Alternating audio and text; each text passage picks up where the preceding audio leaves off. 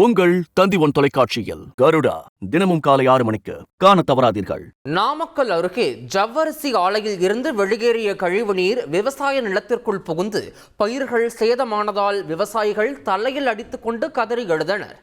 செல்லப்பம்பட்டியில் தனியார் ஜவ்வரிசி ஆலை கடந்த 20 ஆண்டுகளாக இயங்கி வருகிறது. இந்த ஆலை வளாகத்திலேயே கழிவுநீர் சேமிக்கப்பட்டு வருவதாக தெரிகிறது.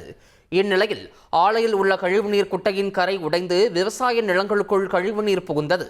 இதைக் கண்டு விவசாயிகள் தலையிலும் வயிற்றிலும் அடித்துக்கொண்டு கதறி எழுந்தனர்.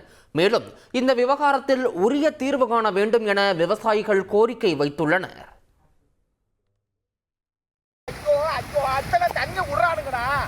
ஐயோ என் காடெல்லாம் நாசமா போச்சுடா. ஐயோ யாருமே அது கேட்க நாதி இல்லையா? ஐயோ எல்லாம் போகுது, அங்கோட போகுது. ஐயோ எல்லாம் போகுதுடா, எல்லாம் இப்படி போகுதுடா. ஐயோ எல்லாம் வயலும் போகுதுடா. காய்கறி நட்டு நான் பொழைச்சா எல்லாம் நாசமா போகுது. இல்லைங்கடா, எங்களை கொண்டு போடுங்கடா.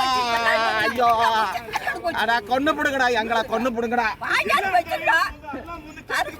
எனக்கு நிலமே இல்லை, ஒரு 10 என் நிலமெல்லாம் என்ன ங்கிறான்டா. அடே 60 வருஷமா என் பாட்டம் சம்பாரிச்ச சொத்தடாது.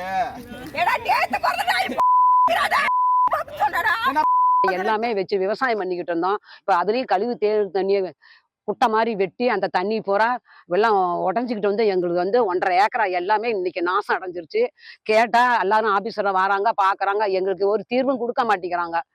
தயவு செய்து நீங்க எங்களுக்கு இது ஒரு தீர்மானம் பண்ணி எங்களுக்கு வந்து வாழ வழி கொடுங்க.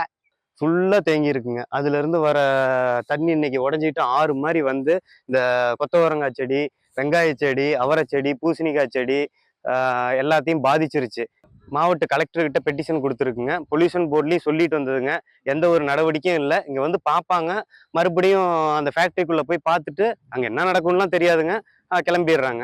உங்கள் தந்திவன் தொலைக்காட்சியில் கருடா தினமும் காலை 6 மணிக்கு காண தவறாதீர்கள்.